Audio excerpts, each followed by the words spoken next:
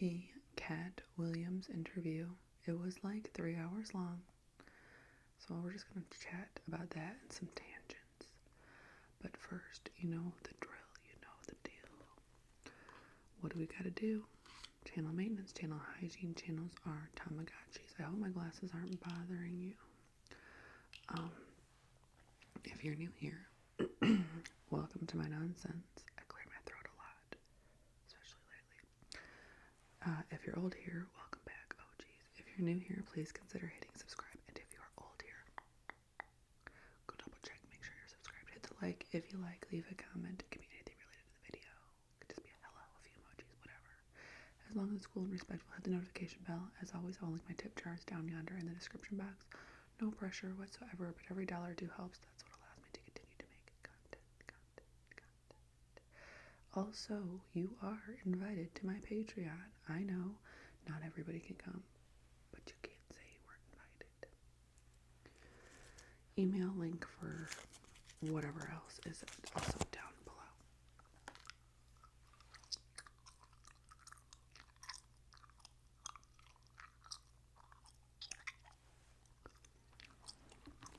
Got my little Stalogy here. You've probably heard me talk about the Stalogy. I don't know that I've ever showed it, but this is the Stalogy. It lives inside of a moterm. Stalogy moterm. Can't remember the size. And then my Katt Williams notes.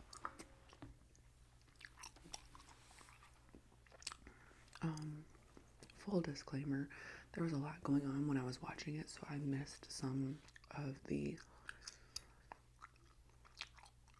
P. Diddy mentions of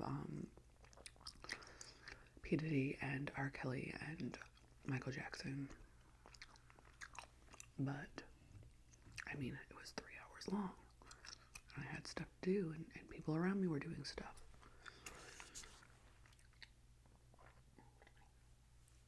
I came straight down the stairs this morning, and I'm still in my robe because it's cold. Don't worry, my teeth have been brushed. I got myself together a little bit. Okay.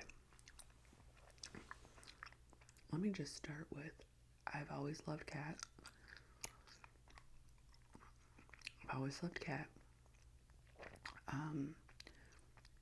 Not everything he says do I agree with, but I do believe his experiences to be his experiences.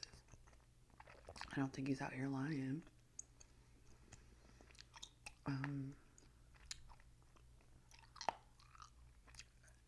Do I think he's been inebriated in the past? Sure, I do. I think he's been a little too lit. I think we've seen him a little too lit. That's the nature of the business, but in this interview, he did not seem too lit. He did not seem too high or drunk or anything. And I was just saying this on like another platform that Katt Williams, you know, I'm no doctor, but I'm pretty sure he's neurodivergent. I don't think Katt is trying hard to be funny. I think that Katt is a funny dude, and I think that the truth, when you're not looking too hard or considering it too much, is also very funny. So that when you combine Katt Williams and you combine the truth, it's hilarious, right? Okay. Katt Williams. You can find it on YouTube. It is on Club Shay on YouTube, which I've never seen before.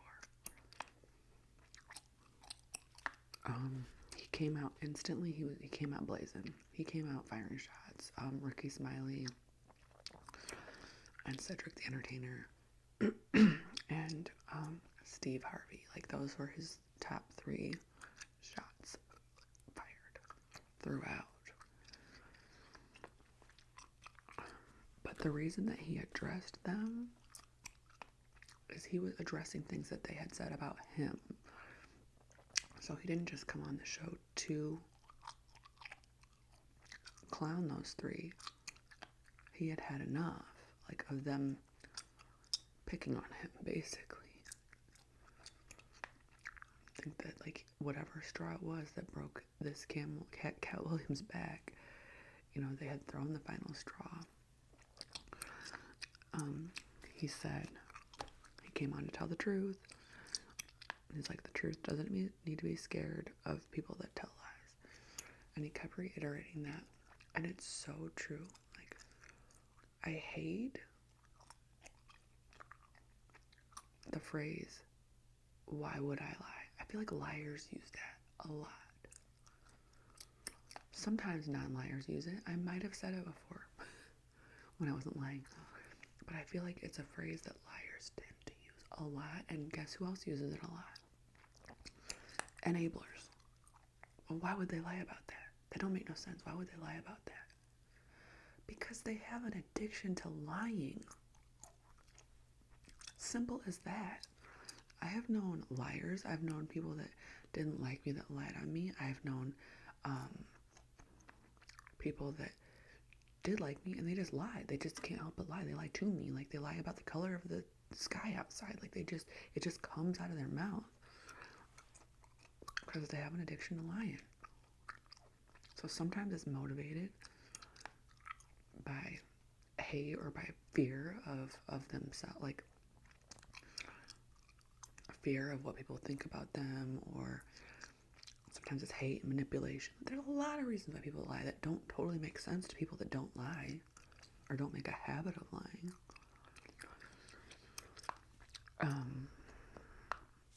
When he was talking about these three men, first of all, he said they're not funny. He said they're not funny. Is Ricky Smiley funny? Is Cedric the Entertainer funny? Is Steve Harvey funny? I don't know. I'm not going to go and say I hate Steve Harvey, because Steve Harvey has said things that did resonate, and he's said things that made sense. But I don't know if I've ever belly laughed from anything that came out of Ricky Smiley, Cedric the Entertainer, or Steve Harvey. And that's, to me, I need a belly laugh. And I'm not an easy target. When it comes to comedy, I'm tough. I'm a tough cookie. So there are probably the masses, I think, do find those three amigos pretty funny.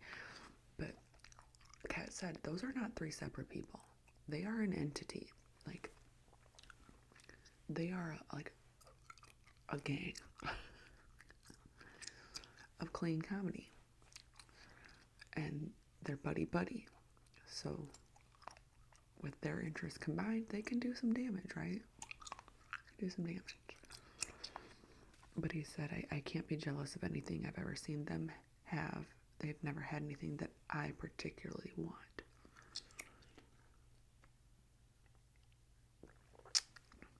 He said that basically one of his big tiffs with them, or like his big animosities towards them, is like Bernie was one of them. And he always felt like they had a jealousy towards Bernie because Bernie wasn't as clean. But according to Katt, he said that he felt like they thought, since Bernie was just not attractive, and they all thought that they were like handsomer and should be nailing these jobs, but Bernie was taking them out. And Bernie did. Bernie will always have a piece of my heart. Bernie Mac show, guess who? You know, like, I love me some Bernie.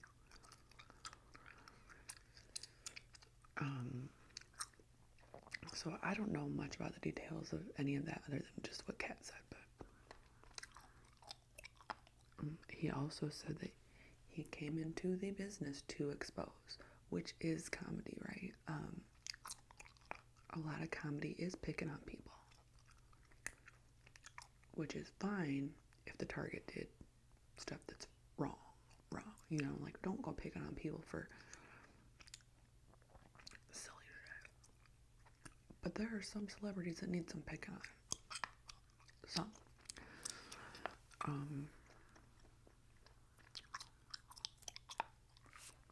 said race is not where the, okay, because in certain communities,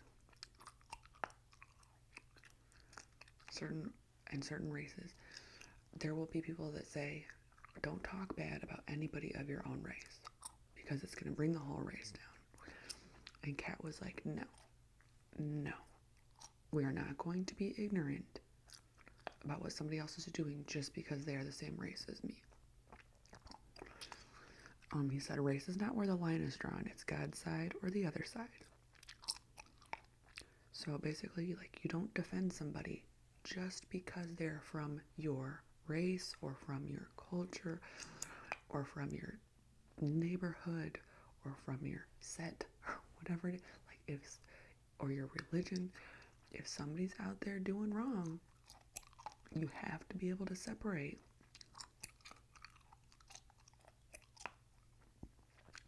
the things that did tie you together. Wrong is wrong. I love that he said that because I don't think enough people say that. Tangent. One of my favorite books is by Katt Abdullah. It's called Take It Back, and it is a legal thriller, but it's about a girl that has a lot of facial deformities, and she goes to a party with her best friend, and something bad happens to her at this party at the hands of a group of boys. And these boys are a certain religion and a certain ethnicity. And the boys say, we didn't do it. Why would we do it? She's so hideous. It's a hard book to read. Now, her lawyer, she ends up getting a lawyer for this, is the same race, religion as the group of boys that are getting charged. So her, she's getting all this hate from the community. Like, how dare you defend this girl that's accusing these boys of this when you're supposed to be on our side? And just, no. I'm doing my job. Right is right. Wrong is wrong. If they're innocent, good. If they're not, okay. It's a really, really good book. Okay. That's like the book that came to mind when I heard Katt talking about this. Take It Back by Katt Abdullah.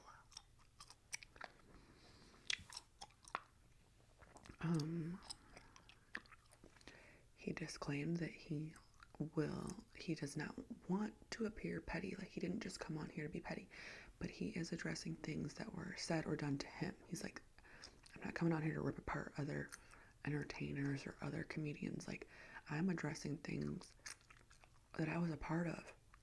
I'm allowed to address those things. Good point.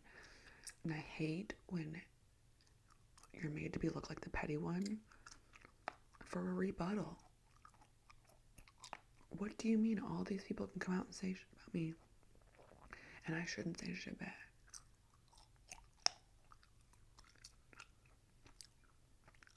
And I know a lot of people that, like, this happens across the board, but a lot of times in, like, neurodivergent people, this happens, where you're made out to be the bad guy. I don't know exactly why that is. There's a whole bunch of material on it that I'd love to get into one day, but for some reason, like, these people can gather together, bully, do their thing, and then when you say, well, you have had enough, it's like reactive. You are finally reacting, and then you're the nut. You're the nutcase. Even though all the evidence is there, like, you have a journal. You have a journal of everything that's happened, but when you are like, enough is enough, then you're like, whoa,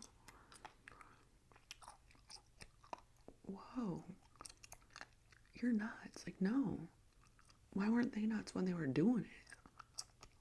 Why are we nuts when we're addressing it? Now we're about to clear out the room. So yeah, now we're nuts, but we're getting poked with a stick for years. Okay, that was another tangent.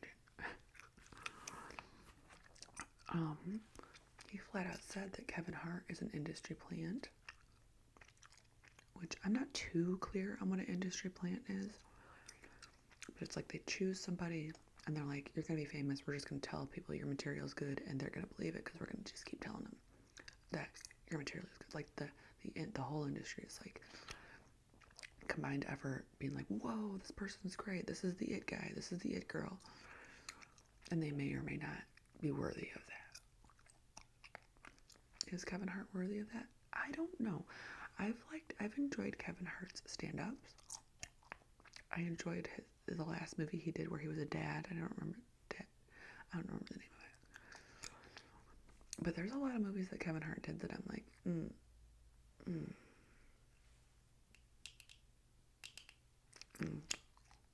yeah.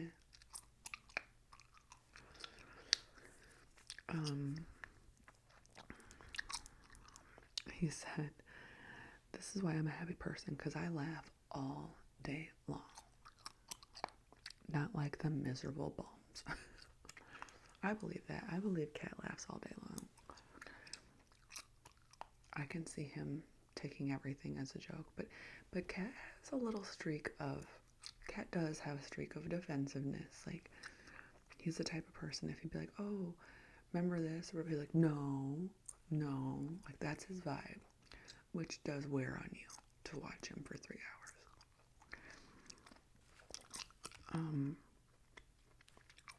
Again, he's going in on Steve Harvey, and he talks about how Steve Harvey currently, he's like, oh, I have to thank my wife for where I'm at today. I owe everything to my wife.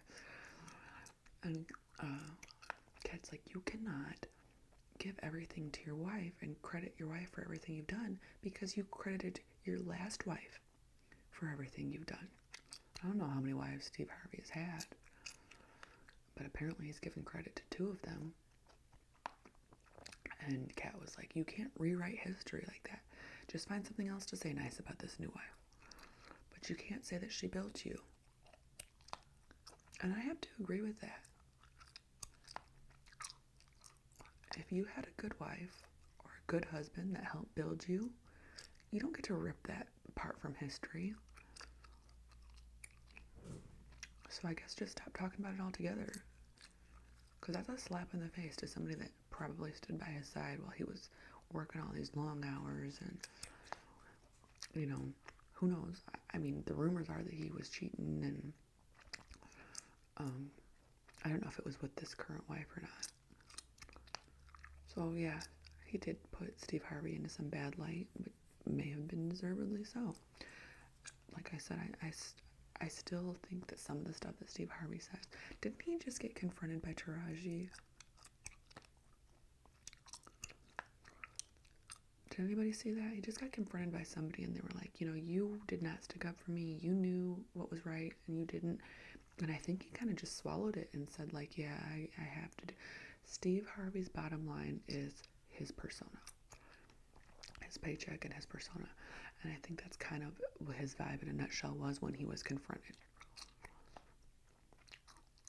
That is his bottom line, and he has to look out for like himself and his family and, well, his wife. I guess if he says it like that, I can respect that a little bit. But then say that every time. Say that every time that you can't do what you want to do. Just be like, I can't, you know, I don't know. I don't know how to feel about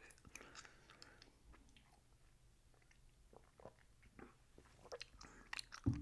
I mean, doesn't he have enough of that by now to be able to stand up for people? Doesn't he have enough money and fame? And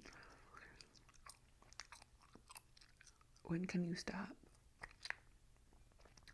pleasing your gods in the entertainment industry and be yourself? Never. Because, like, you're old now. I don't know.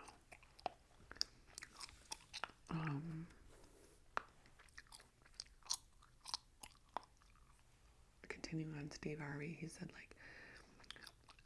people were just surprised he could talk. And then he'd throw in a little, like, I don't know what he meant by that. Surprised he could talk. and then he'd throw in a little country joke from time to time.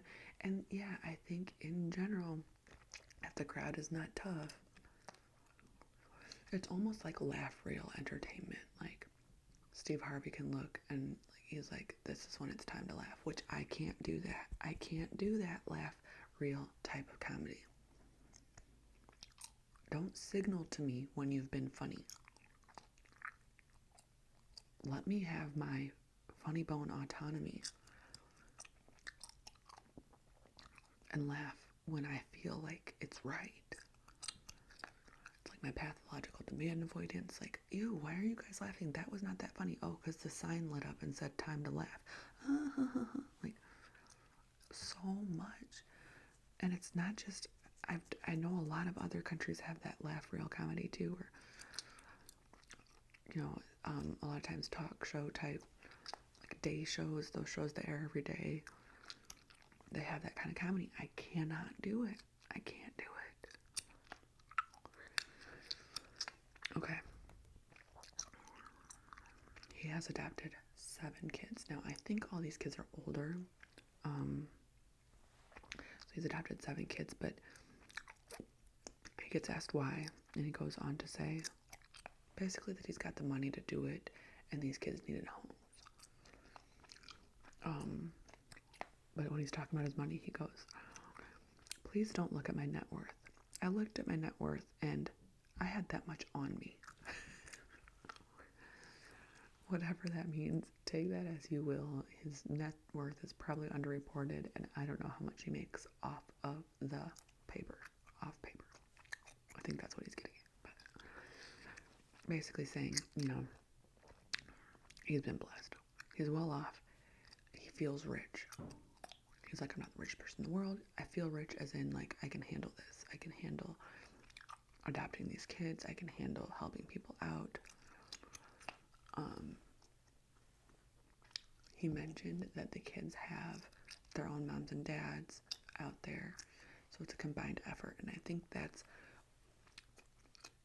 why I think they're older kids, because he said it's a team effort. So maybe their moms and dads weren't doing well. They're probably in the foster care system, but are still in touch with their moms and dads. So Katt Williams is being an extra dad. It's like they have real mom, real dad.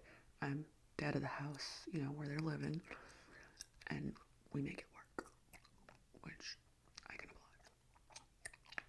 I have always wanted, I've said this before, but if I did not have my toddler right now, and my teenager is aging, as they tend to do, I would love to adopt a 16-year-old, 17-year-old, and give them a good start before they get into adulthood. Pause, because now I had another kid, so that that goal is on pause. I don't know if I'll get there or not now, but maybe there's some steps in between that I can look into when my toddler is about 5 years old. Interviewer Shay asks him, how do you avoid toxic women? Why is everybody assuming he's avoided toxic women or toxic people? But he answers the question. What did he say? He said, oh, all toxic people are trying to get something. And once you figure out what they're trying to get, you can stop giving it and they will leave. And I don't think he's talking about money. Sometimes he's probably talking about money. He's got money. But this can be applied to poverty level all the way up. Where's the hair on me? People are looking for an emotional rise. People are looking for someone to hurt. There are all kinds of things that people are looking for that aren't money. Toxic people. People that are a little cuckoo. So if you can pin it down, you'll start to recognize it. Just stop lying to yourself. But he did say, he's like, oh, I like toxic women, maybe a little more than regular women or something like that. And he was just throwing a little jokey joke in there. He's got to be a cat. And I get what he's saying. Like, when you're younger, sometimes you're in the throes of a toxic, high plateau, low, relationship, and that's not good, but you're getting an emotional high off the highs and lows. You should be coasting, okay? So I get what he's talking about. A lot of us have that relationship from our teens or 20s that was ridiculous, but it was exciting in all the wrong ways.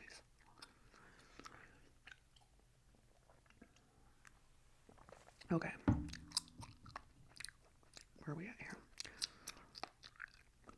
He was asked about Taraji, because if you don't know, I kind of brought it up with the Steve Harvey thing. I think that was the Steve Harvey connection, but Taraji has said that she has not had a pay increase in like a decade. And she's put out plenty of good work that should have been leading her to higher pay. And a lot of people are giving her shit because, like, well, how much do you want? You have money. So, as much as I'm worth, as much as the other people that have done the kind of work I've done, put in the time I've put in, as much as them. That's how much. So it's not about, can I eat? Yeah, I can eat, but I've done the work. There's a big thing with her and Oprah right now, and anyways, and Katt said, it's incredibly sad that they pay her as much as they pay some new actresses. And it is. It is just, why these moguls, or whatever you want to call them, are making millions and billions. It's not that hard to pay a worker a little bit more. That's what I'm saying. Like, how much do these people need? These people all the way at the top, like, how much do they need? It's crazy. And then Katt, like, the last thing that he said was, well, that I had written down because I had to get on with my day, but he's like, it makes sense. We live in a country that won't pay their teachers, but claim that children are the most important thing. Like the hypocrisy of the USA. Tangent, do you know that kids can't read now? Kids in our country can't read now? I've looked into it a little bit. They took away phonics. They took away the system that we used for years to learn how to read in a lot of places, and put in a new system. Well, if the new system isn't working, halt, go back to what worked, because this is a step that you don't get to mess up. This is a step that you don't get to miss. And I'm sorry, but it's that one thing, learning how to read, is not really something that parents know how to teach their kids. It's not. Kind of like, I can teach my kid basic math, but I can't teach my kid anything that I really don't have a good grip on. Reading, historically, in this country, has been through phonics and at school. Like, yeah, at home you're teaching letters and you're teaching, but that's what school was for. Learning how to read. Like, that is if there's one thing that's important, it's learning how to read and basic math. And I'm not blaming teachers. I'm blaming whoever took away this phonics system. I'm blaming whoever's defunding the schools, which is defunding teachers. Where's that money going? My taxes went up a couple $1,000s, our property taxes, to live in a shit town with a crime rating of 4 out of 100, 100 being the best. 3 out of 100. Anyways, why are the taxes going up? Schools are defunded. What's going on?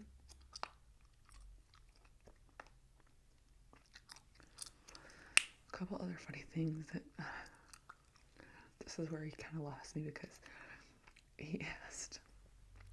the interviewer asked Katt what he thinks of Kanye and what's going on with Kanye, and basically Katt said Kanye has special needs, so we shouldn't be watching him, we shouldn't be judging him, He needs help. He goes, and he married a whore. He called Kim a whore. And I was like, what, Katt? Because at the beginning of the video, he was talking about if he goes to an adult dance club and he likes somebody, he's like, I'll drop money right there and be like, you're done. You don't have to do this anymore. So when he said that about Kim, I was like, Katt, shut up. Would you like to? But he goes, oh, I didn't mean it like that. What I meant was he married her because she was. I'm like, whatever, Katt. And then he goes on to be like, well, I mean, if you date Pete Davidson and he leaves you, how was the product? And I'm like, Katt, it's time to zip it. Like, I don't even think Pete left her. I think she left Pete, right? I don't know. And all that's irrelevant. I don't get into body counts or who's a whore and who's not. And Kanye's out there dating too. Hasn't Kanye dated 2 people since Kim? So stop. So stop. All right. Anyways, that's the whole what I took from the Katt Williams interview. Let me know if you've watched it or if you're going to watch it. It's a wild ride. It's true to Katt. It's worth a watch, but you might want to watch it in segments because it is so freaking long. Anyways, if you watch this all the way to the end and you put up with me in my fresh out of the bed robe still on look,